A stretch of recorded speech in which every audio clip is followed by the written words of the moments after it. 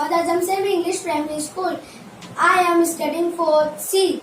Good morning to all respected principal, teacher, parents and my dear friend. Wish you all a very happy Teachers Day. Teacher Day is celebrated on 5th of September every year in India.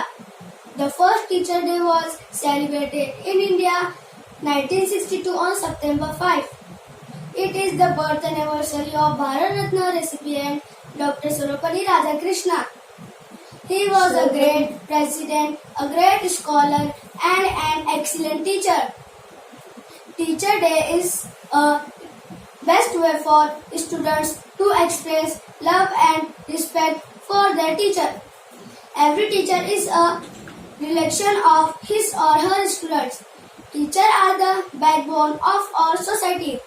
Dear friend, we should always obey our teacher orders and follow their advice. Thank you.